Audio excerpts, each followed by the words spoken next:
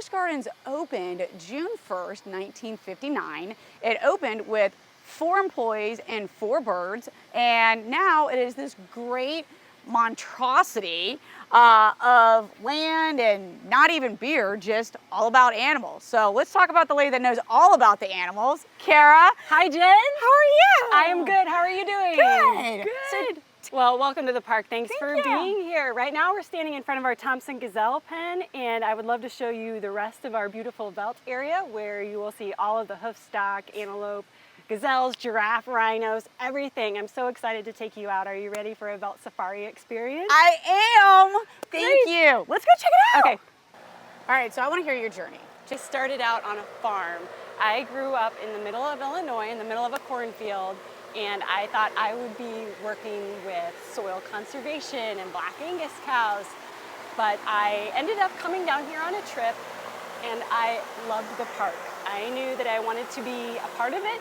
Their conservation efforts were incredible, and as soon as I could step foot in the door after college, I became a camp counselor, and then on from there, I worked in almost every zoo area, and now I'm the curator for this space over here to the left.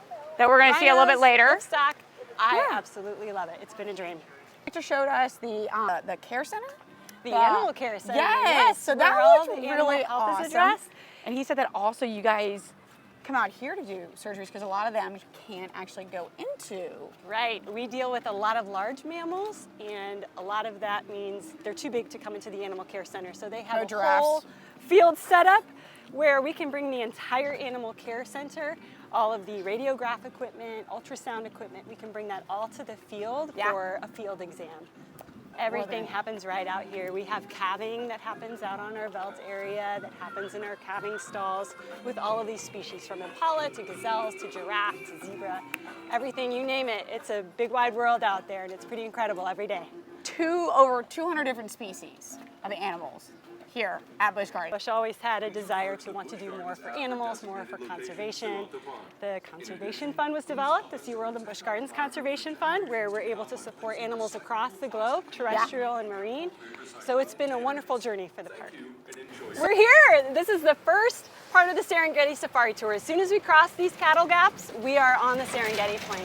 So we are entering 65 acres of free roaming land, which was once upon a time the second largest free roaming in the world, next to Africa, which is why they renamed it Busch Gardens Africa for a little bit of time. You guys have got, what, 200 different species? So the Nyala antelope are the first species that you're going to see. They're up here on the right side of the truck. Now you see everybody else. So you can see everything from the white 8X antelope, the zebras. The giraffes are out here. They're known as browsers. We have both browsers and grazers. The grazers are the ones that are eating the grass, everything on the open fields. The browsers browse up in the air. This is the eastern black rhinoceros habitat.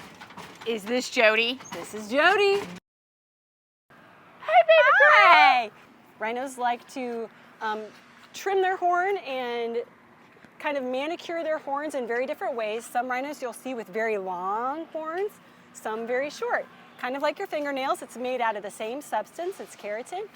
Now these guys are critically endangered, and some of our SeaWorld and Busch Gardens Conservation Fund project funds go to help support these guys in the wild, as well as the wildlife rangers that help care for them. And Jody is the oldest one.